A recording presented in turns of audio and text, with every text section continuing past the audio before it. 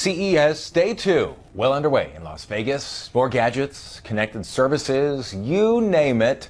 More drones, more smart devices for the home are expected. Plus a few other things you might not have imagined are popping up on the floor of the show this year. Hey everyone, I'm Dan Kleffler in New York. ABC's Neil Karlinski is in the thick of it all and has a few things that he wants to show us. And Neil, I see a cage behind you there. Dare I ask, where are you? Yeah. Is there going to be a cage match? No, it's going to be a drone. Flyhawk, here it goes. Taking off. Hopefully it won't go rogue here. Drones are huge this year at CES. And this one, by the way, which is one of the larger ones that we've seen, actually has a camera mounted underneath, which I believe is looking at me right now. Let's see. There's a monitor over there. Chris, you want to pan over and show the monitor? And you can... Min, take that up a little higher, and there you go. So you can have your own aerial shooting platform. They're selling this, they hope to, when it's out, for $800 to $1,000. Of course, like all the drone companies here, they're not sure exactly what the laws are going to be yet, so they're still dealing with that. But there is such huge interest, despite the fact that they're illegal in the United States. It's incredible how many different drone displays there are. And actually, as this thing took off, how many people have started crowding around to take a look, just to see this fly. So anyway, there is Flyhawk. Not to be confused, by the way, with the cool NEWSzy drone we saw yesterday, which you actually wear on your wrist and then fling it off. It'll take a selfie and come right back to you as a boomerang. Thank you. Thanks very much. I'm going to hop out here because, Dan, before you... I know you have questions and things, but I have someone I want to introduce you to, and this is really cool, all right? This is Sarah. Hello, Neil. Sarah is in California. Yeah, I'm in San Francisco, sitting in my living room in front of my laptop. And if we could show, and pardon the description, my wording here, Sarah's full body, because she's actually just a talking head on a screen here, rolling around. And the company is what? It's called Beam, right? So the company is Suitable Technologies, and you're looking at a Beam, their hottest product. Hottest product. And, you know, I actually met someone earlier who said that he had a conversation with someone who uses this in her real life, who is a paraplegic, and it's really expanded her world because she sends her unit out and has conversations and visits places. Yeah, there's so many applications for having access to virtual bodies all over the planet, but one of the biggest humanitarian ones is definitely the sick, disabled. The business world loves the efficiency and the power and the autonomy, but being able to see the children with leukemia be able to attend school is absolutely priceless. Yeah. And let's walk a little bit. There's people crowding around, but, you know, she goes. I mean, we've been walking around and talking. It's a little harder now that we're sort of doing television and all that, but it's amazing. And she maintains a connection on Wi-Fi, or she's got a cellular connection. Hey, I'm over here, and Sarah, how many cameras do you have on that thing? I have two cameras. One's on the bottom for navigation, and then one's facing you at 105-degree fisheye lens, about a human peripheral vision. I've got one on the floor, and I've got 6 microphones, so I can hear you so clearly. There's even one behind me in case I need to noise cancel in a really good... Pardon me, sir. Yeah. You know what? It is so crowded here. There are tons of people, and I'm the only one hitting anything. I mean, she's just skating through. Neil, does your wife know that you're walking around with her? At a laptop, right? Yeah, I'm kind of cozy over here. I'm pretty comfortable. Kind of comfortable? All right, so do you have any questions for Sarah, by the way? Because I'm going to let her go as we're walking through the chaos here. Yeah, well, no, I want to just talk about the fact that this is so incredibly meta. I'm in New York. You can check us out at suitabletech.com. Our Beam booth is in the South Hall.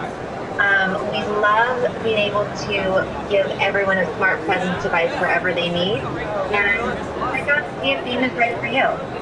So Dan was starting to ask a question, but I'll just tell you, as we're letting her go here, that there are 2 models right now, and they're coming out with new ones. This is actually 20 grand. This is $20,000, but they have a lesser unit, a few less cameras, less range, battery life, all the normal things, and that is $2,000. And Sarah was telling me you could use it to tuck in your kids at night, or, you know, the scary function is to have your boss surprise you at work if you're out of state, like so many of us are at ABC News and elsewhere. All of a sudden have your boss pop in over your shoulder, just creeping up on you. All kinds of applications. That is wild. Sarah, thank you for joining alongside. That is really... Is that it has Wi-Fi and 4G. So essentially, we can leave the hall and go party down the Vegas Strip, no problem. Restaurants, and you name it. Now, Hey, Sarah, I'm gonna let you go. I apologize because Dan is talking. We've got New York and California and Las Vegas and people crowd. It's going crazy over here. So I'm gonna let you go back to your home base, or actually we'll walk back there. And I'm just gonna listen real quick. Dan, yeah, go ahead. No, you brought the point exactly I was making right there. I mean, how incredibly meta is that we've got 3 separate locations that are not necessarily being tied in and coordinated by one central area. And you were pointing out the fact that there's actual practical applications for something like this. I mean, we see a lot of the cool toys that you've been playing around with, Neil, but there are some actual uses that are going to be. Thank you, Sarah. Here's Sarah. I'm going to let her go to her home base where you can see there's a lot of people crowding around and there's a lot of interest. There's actually a giant one, which I hadn't seen before, but I think that's just for show. But to pick up on your point, yeah, I mean, initially, listen, I was walking through the hall here, and not Sarah, but one of her colleagues sort of rolled up to me and said, "Hey, how you doing?" And I didn't know what it was, and we had a conversation, and that's how I learned about it. But later on, I met some people here who have nothing to do with the company, who, as I mentioned, told me about people they have met who actually use this, such as this woman who was a paraplegic. So there are real applications, and there are other companies who are doing similar devices that maybe look a little more techy or have arms that move or something. I mean, this is essentially, a monitor on wheels, but it works. It seems incredibly. Okay, so you've got walking, rolling robots there. You've got drones. I also understand that you found some smart socks with a technological advantage. Say that one more time. Sorry, it's loud. You've also got some smart socks. Is that what I understand? Smart sock, yes. The smart sock. I mean, wearables is a term that's been overused, and we all know about the various wristbands to count your steps and all these other things. So we came across the smart sock. By the way, here's a smart home we're passing. Take a peek as we're going by. Connected light bulbs and all sorts of things. But yeah, the smart sock actually has sensors woven into a sock, and then there is a almost like half a wristband that magnetizes onto what would be one of your ankles, and then that Bluetooths to your phone. And if you're a serious runner, apparently this sock, will figure out if you have heel strike or toe strike, or I'm not an expert on this, but if you're leaning one way or the other, and help correct your running style. We'll record your cadence, so many other things. It's not to market yet, but if you're a serious runner, perhaps that's of interest. That is fascinating. So listen, Neil, I also understand, not only are those individual products, like a smart sock or like Sarah, the robot there, making an appearance at CES, but car makers as well are getting into it, right? Audi? That is right. We took a really cool drive last night in a self-driving Audi.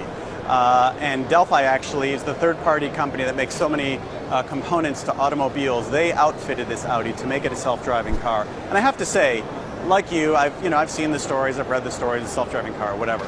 This was extremely cool. The car looks completely like a normal car. You don't see any weird sensors on it, even though it has many, 22 in fact. Radar, cameras, all kinds of things. And we went for a drive in it in Las Vegas at night.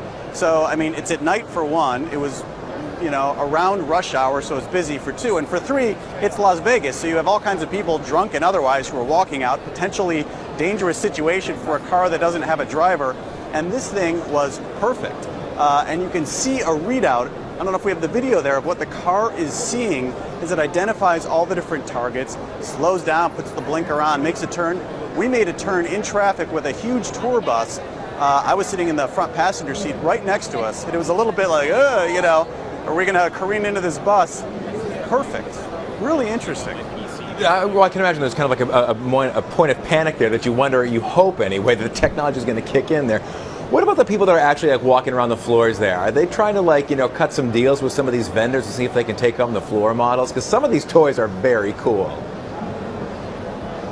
Yeah, I have to say, there's a lot of cool stuff. And then there was a lot of just repetitious stuff. I mean, there are so many people making a band that counts your steps or does something health monitoring wise, or a watch, or an action camera. I mean, I saw an action camera earlier. GoPro obviously is the leader. Most of them have made cameras that are similar but a little bit different. We saw one earlier that looks exactly like a GoPro. They haven't even tried to disguise it. It's an exact clone. So yeah, and as you meet people, and frankly, a lot of them will come out and just sort of grab my arm and try to make a pitch. Often when they see, I'm not wearing it right now, the ID of where I work, because they are all very, very anxious to break through. There are large companies here, of course, and then there are many very small companies who are trying to make it. And there's a lot of competition. I mean, in some ways, this place looks like a Best Buy. And they're all competing, many of them, for that shelf space. And there's only so much space for so many, wearables and so many action cameras, so many smart light bulbs you can connect to your home.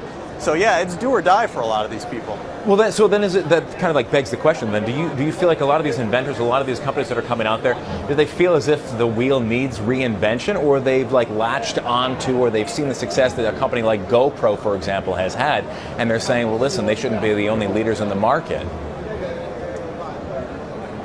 Well, of course you have people who innovate. I don't want to use GoPro for an example, but there are people who innovate and actually, surpass the first person to the marketplace. And so there's lots of people who are trying to do things like that.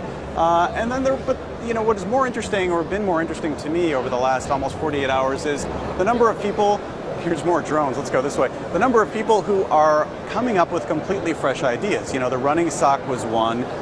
We've seen others that we touched on yesterday, a ring that remote controls things, and a self-tightening belt with a motor in it. And there's actually one I think you might have video of that we took a peek at called Mother. And Mother is this little white, almost looks like a little white plastic snowman that is a hub in your house. And then it comes with these little chips that they call cookies.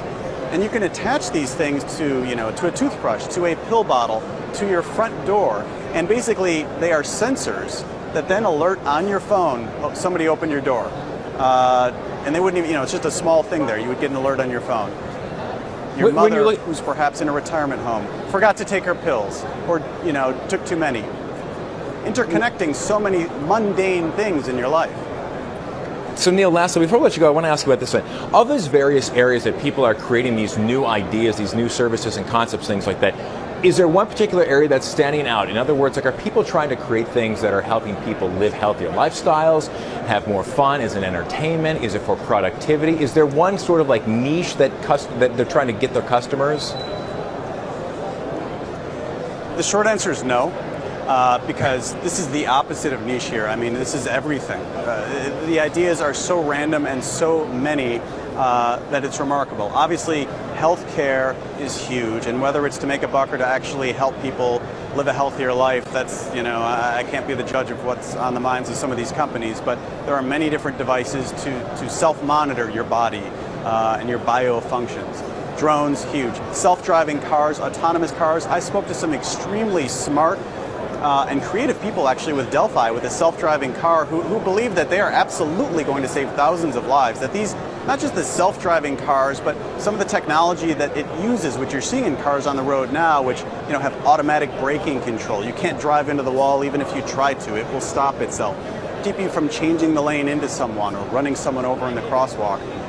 Listen, there's a market for it, but clearly, some of these things are going to enter the marketplace. They are already, and they are going to save lives and help people. ABC's Neil Karlinski on great assignment there in Las Vegas at the Consumer Electronics Show. Neil, thank you so much. Appreciate it, as always. Thanks. And you can stay up to date with this story in real time by downloading the ABC News app and starting the story for exclusive updates on the go. For now, I'm Dan Kleffler in New York.